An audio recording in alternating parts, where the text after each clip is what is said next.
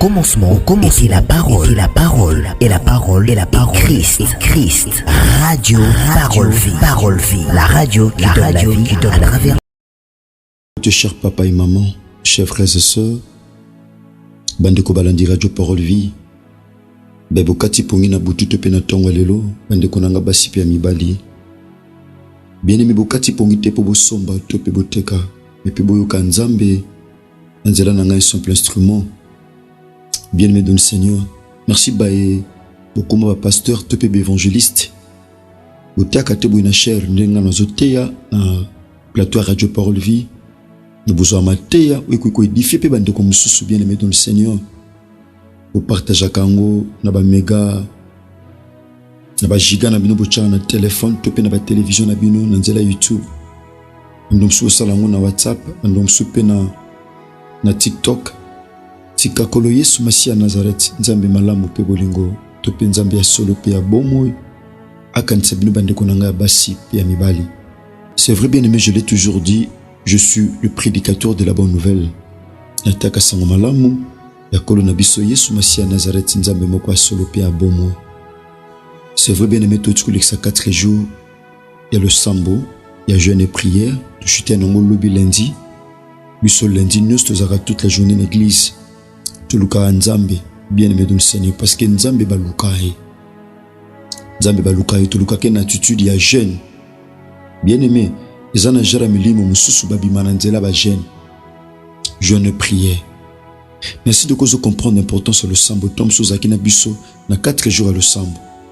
Tom supo moneki loboko nzambe, tom supo komela biso message, tom supo témoignaki bien aimé dans le Seigneur kolo Yesu Christ Nazareth akanisa bino asala bino ngolu pe bolam.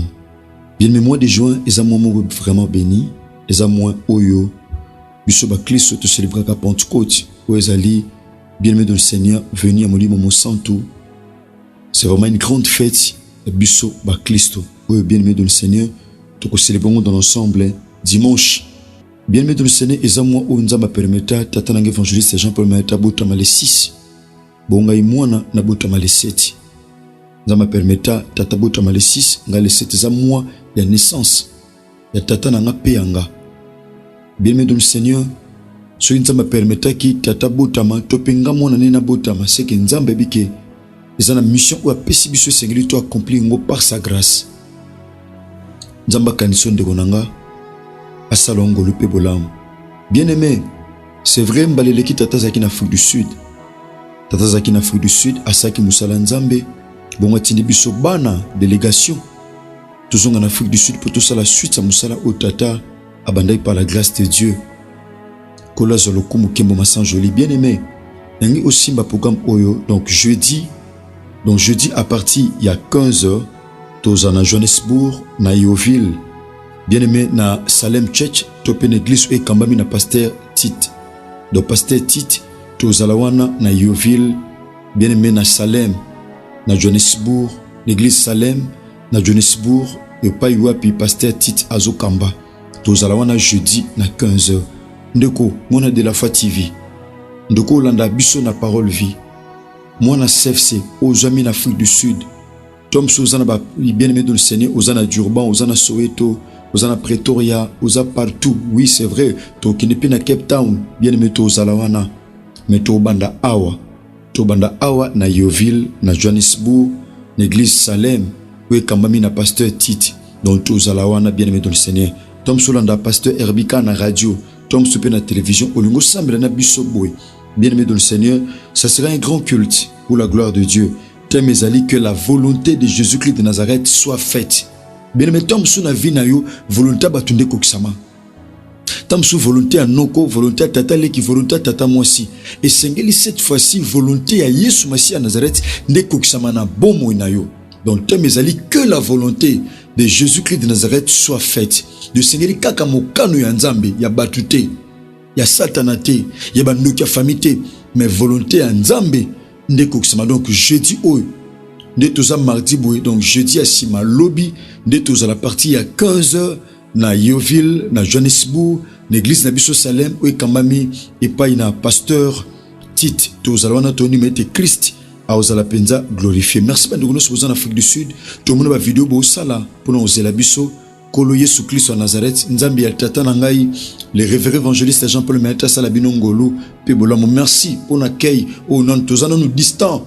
Ne bozo tel ça déjà accueil ya malam Kolo Salabino Ngolu pe bolam. Merci bien-aimé de le Seigneur. Tozoleka directement na lecture ya makomi na Nzambi. Totangi livre ya Jérémie chapitre 17 verset 4. Puis totangi évangile ya Matthieu chapitre 10 verset nango 16. Natangi na kombo na Yesu Masia à Nazareth. La Bible dit ceci: tu perdras par ta faute l'héritage que je t'avais donné. Je t'asservirai à ton ennemi dans un pays que tu ne connais pas. Car vous avez allumé le feu de ma colère et il brûlera toujours. Naemena awa, évangile Matthieu chapitre nango, bien-aimé dans le Seigneur. Matthieu chapitre 10 verset 16. La Bible dit ceci: voici, je vous envoie comme de brebis au milieu des loups. Soyez donc prudents comme les serpents et simples comme la colombe. Tout sambeli, kolo te pesio merci. Kolo Yesu Masia à Nazareth. Pona libako pesa melibiso na buta lelo tata ya okabula sango malam. Nasima kolekisa seri ya mabondeli. Longo na mabuta nyonso. Otoshite na ngolo lobi lendi. Bon lelo tata tolingi to enseigner peuple na yo. Robina makomi mon peuple sera enseigné par moi-même. Olimo mo santo na Nzambe. To bondeli yo kana période où ya Pentecôte fongola lola. Afin que mon kano na Nzambe kuksama. Peut tous à la remplir la puissance na yo pour tout saler la yo kolenta ma volonté na yo Nzambe. Na kombo na yo Yesu Masia Nazareth kolonde to bondeli peut te lobi. Amen. Bien-aimé dans le Seigneur, Kolo Salabino Ngolu pe bolamo akani sabino asunga bino penza bien-aimé dans le Seigneur pour tout comprendre penser na ye katkat na bomo na biso. Bien-aimé dans le Seigneur, kolensama na ba portion d'écriture mi bali oto tukotanga thème na biso ezali bien-aimé dans le Seigneur la prudence et la simplicité. La prudence et la simplicité. Donc prudence, vous allez prudent et vous allez simple. La prudence et la simplicité. Bien-aimé dans le Seigneur, neto lobela par la grâce de Dieu. Tondi maso Christ a maison milité, même temps tous à la en Afrique du Sud, to continuer en parce que bando bautika la awa na Congo, ne ba continuer na le sambo. Bando basé belé oba le sambo, ma otanga ba kombo ezate baza mo mingi, oba osela Nzambe même en absence na biso na le sambo na biso samedi pe à lundi, il y a intercession internationale des familles. Bien-aimé dans le Seigneur, Tobi mamali kam na biso ezali la prudence et la simplicité. Bien-aimé, ezana ba tebele na vie bazaka likolo ba chuta parce que bazala prudente. Ezana ba tebele na vie ba mema bitumbebele na vie na bango parce que bazala prudente. Ezana ba tebele ba perda gloire na vie parce que bazala prudente. Ezana ba tebele bien-aimé dans le Seigneur ba perda pe succès parce que bazala ka simpleté na vie. Bazaka simpleté, bazaka komi kiti sate, bazaka na komi kiti sate. Bien-aimé, batu ba kome ko éviter bango suite ya orgueil. Bien-aimé, suite ya komi ça la importance, tout ça. Ezaki ba élément e un péché qui batu, ba poussa na facilement liboso batu le lenge wana. Bien-aimé dans le Seigneur, mon frère, ma sœur, awa Christ, azo pesa biso liloba na ye. O sengeli yo nanga to simba mon frère. Oui, Seigneur, il y a un autre ma sœur. Oui, toi, bah, Christ. De l'eau semble comme le la formalité. Moutoua sambelaka, mazobika na kata masumu. Moutoua sambelaka, mazobika na kosala makamnanko. Azobika na kata méchanceté. Azobika na kata jalousie. Azobika na kata orgueil. Azobika na kata makambu. Oyo, bien-aimé dans le Seigneur. Ezotambula de perte na makomi ya Nzambe. Ça fait très mal. Et ça la passe. Batomi ba oluka Nzambe, ba osambela, ba ozwate, bien-aimé dans le Seigneur. Ba okata comme si Nzamba sala le soute, bien-aimé. N'engana rappelo Nzamba sala. Voyez, biso mon frère, ma sœur, Yesu Masia Nazareth a sala. Abi mon père agit, moi aussi j'agis. Bien-aimé, c'est quoi la prudence? C'est quoi la prudence? C'est quoi être prudent? La prudence est une attitude d'esprit de celui qui réfléchit, de celui qui, réfléchissant à la portée et aux conséquences de ses actes. La prudence, c'est quoi? eza bien-aimé ezali bien-aimé dans le Seigneur attitude o esengeli mutu asimba bien-aimé dans le Seigneur esengeli eza attitude o esengeli mutu asimba na kokanisaka na likambo nyonso azolinga sala azokantisa likambo so na sala ngo esuka koma likambo so na zongi songo be esuka koma likambo so na s'engager nango contrat o so na s'engager nango esuka koma a so na tchelokolo esuka koma un homme prudent a muto amona ka te na présent mamona pe futur amona ka pembeni te mamona pe na musika ezana bato belé bamona miel pene na bango mais musika bamona te mabe o ezako zela bango. Bien-aimé dans le Seigneur, ezana bato belé bazala prudent te na vie bazaka likolo lelo bashita. Bien-aimé, prudence est un instrument efficace na bomo ya mwana na nzambe. Topé na bomo ya mutu nyonso en général. Donc la prudence c'est un élément, bien-aimé, c'est une arme très puissante na bomo ya mutu en général, topé na bomo ya mwana na nzambe en particulier. La prudence. Bien-aimé, c'est quoi la simplicité? La simplicité c'est quoi? Eza eloko o eza sans mélange. Eza eloko eza compliqué te. Eza eloko eza compliqué te. Bien-aimé dans le Seigneur. Eza eloko o eza simple. Eza eloko o eza na facilité à komona ngo. Eloko eza simple. Bien-aimé dans le Seigneur. Eza eloko eza naturel. Dans la simplicité eloko eza simple. Eza eloko eza naturel. Eza eloko eza naturel. Bien-aimé dans le Seigneur. Et peut-être tu otanga na makomi na nzambe. Bien-aimé, dans le livre de Jérémie chapitre 17 verset 4. Ici c'est Dieu qui parle. Alobinin, Abi, tu perdras par ta faute l'héritage que je t'avais donné. Okobebisa na mabe na yomoko, na berreur na yomoko, na ba faute na yomoko, na kozanga prudence na yomoko. Héritage o na pesa yo. Bien-aimé dans le Seigneur. Et sengeli to simba eloko moko mutuya que moko na biso ana héritage o nzamba pesa ye. Héritage ko kozala spirituel et que peut kozala physique. Héritage o ba parents batikila gabana, héritage o maman ko tikila mwana, héritage o tata ko tikila mwana, bien-aimé, et que kozala physique et que peut kozala spirituel. Ezana ba tebele lelo bazolela parce que batikila bango héritage spirituel. Héritage ya bitumba, héritage ya balua, héritage ya nkodia, héritage ya mawa, héritage ya pleurs. Bien-aimé dans le Seigneur, topé batikila bango héritage physique automona, goko za lupangu, goko za ndako moko songolo, topé ba bien moko mpakala. Bien-aimé, ezo sala héritage. Nzambe bi ke na pesa ki peuple ou ya Israël héritage. Voilà pourquoi le but tu perdras par ta faute. Oko perdre na faute ya mutu musute. Oko perdre na faute ya mutu musute mais na faute na yo. Ezana ba te belé. Suite à ba erreur bazo commettre na vie, bazo perdre gloire, ou bongisa mela bango, bazo perdre succès, o nzamba bongisa pona bango, bazo perdre esengo, o nzamba bongisa pona bango, bazo perdre kimia, o nzamba bongisa pona bango. Pourquoi?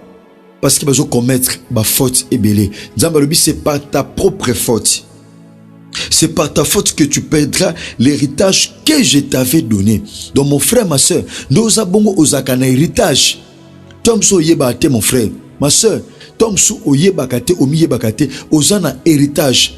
Oh héritage mutazo ango kaka héritier. Tant oza héritier te okoki jamais kozwa héritage.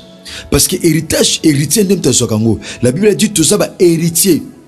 Ya nzambe tope ba co-héritier ya Christ. Toza ba héritier ya nkolo. Toza ba co-héritier ya Christ. Bien-aimé dans le Seigneur, yeba ke ozana héritage. Ndoza bongo mon frère, ma soeur, ozana héritage o nzamba pesa yo. Mais si vous êtes prudent, vous pouvez perdre votre vie, vous pouvez perdre votre vie à péché, vous pouvez perdre votre sentiment, vous pouvez perdre votre plaisir. Bien-aimé dans le Seigneur, vous pouvez perdre. Voilà pourquoi Nzamba zo kebisa habitala vous pouvez perdre. L'obité que si vous perdre, mais à l'obi vous pouvez perdre par ta faute. Au perdre par ta faute, c'est que Nzamba monaki déjà faute, a monaki ba erreur et pas un peuple na ye. A monaki déjà mbeba na kati peuple ne. Voilà pourquoi le bi tala soko continuer na faute o, so continuer na ba erreur oyo, oko luka au perdre héritage. Oyo ngana pesa. Bien-aimé, to fongola c'est quoi cet héritage? To fongola l'héritage ngo nini o Nzamba le bi oko perdre. Oko perdre. Bien-aimé, muto a perdre héritage. Bien-aimé, Nzambe a livra kaye na maboko. Ennemi. Habita, je t'asservirai à ton ennemi dans un pays que tu ne connais pas. Ceux qui ont perdre héritage, ceux qui ont licence héritage, nzamba biso ko tikali sans héritage na ko asservi yo okoma na se ya benemi na yo na mabele o eza étranger ezana bato belé bakima bitumba bakima mikakatano bakima pasi na Congo batinda na mboka moko étranger mais lokola héritage eza déjà perdu bakoma asservi. Pourquoi nzamba bi lokola bo perdre héritage bo pelisi moto ya kanda nanga ekopelaka tango nyonso bo pelisi moto ya kanda nanga ekopelaka tango nyonso. Bien aimé dans le Seigneur, awa Christ azo pesa biso mateya. L'évangile de Matthieu peut tout autant habite à la voici. Je vous envoie comme des brebis au milieu de loups. Nazoti dabino lokola bampate mais peni ya balou. Bien aimé mukilio to fandi balou baza. Mon frère, ma soeur, balou baza na mukilio. Na quartier to fandi balou baza. Ma soeur, mon frère, lupango fute la wana balou baza. Na veni na bino balou baza. Banyama mabe bazali, bien aimé. Banyama be baza. Mais Christ a dit qu'il tinu lokola empate. A tinu lokola brebis au milieu de loups. Nzamba bi ke balou baza kuna ma otindi biso. Il y a des loups au bazo ko entouré biso. Il y a des loups, mon frère, ma soeur. Oh ba jingi biso abi je vous envoie na tindi bino lokola ba brebis pene ya balou. Soyez donc prudents. Bozala prudent, mon frère, ma soeur, bien-aimé dans le Seigneur. Mukilo to fandi balou baza. Loaza nan, loaza mutu oyo, bien-aimé dans le Seigneur. Alukaka pasi na yo, alukaka malheur na yo, alukaka kolela na yo, alukaka échec na yo, alukaka pasi na yo, alukaka mawa na yo, alukaka liwa na yo, alukaka mutune kitana se, yo wana lu. Loko ko sala ndeko ya famille, loko ko sala muninga, loko sala collègue ya mouye de service. Yaya, balou bakoma même na kati ya église, bien-aimé balou bakota. Ben filtré ba kota même l'église. Balouba partout. Tous à la prudent mon frère, tous à la prudent ma soeur. Christ a lobby na tindi bino lokola ba brebis. Lokola ba brebis penya balou. Balou baza. Bien-aimé dans le Seigneur. Kola sala bisongo le pebolam. So Christ a maison égalité. Tu continuer le message en Afrique du Sud. Tu continuer kuna bien-aimé dans le Seigneur. Ba nomsu ba osela nzambe lobby mercredi awa. Dondi mette Christ auzanga te kozala glorifié. Merci bande konanga basi pe mibali. Na ondi mette balou ba ozala confondi. Christ ozala élevé. Suite à Matthieu, au bien-aimé, ton numéro pambola et pambola mabote belé et pambola bino bien-aimé dans le Seigneur. Merci. Tika kolo Yesu Christ en Nazareth, asala bino ngolo pe bolamo. Merci. Nous avons contact des alliés plus T143 89 75 70 917. Merci. Bien-aimé comme la biso. Ton di mette Christ a ozanga te kozala glorifié. Bande kono so en Afrique du Sud. Bo panza message oyo ya raconte que na biso à jeudi il y a les 5. Bien-aimé na Salem et Paiwa pi pasteur Tit Azokamba.